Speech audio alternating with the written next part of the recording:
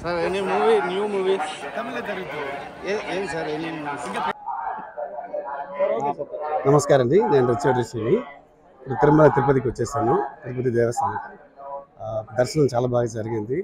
So మీకంతా చాలా thanks అండి. నమస్కారం.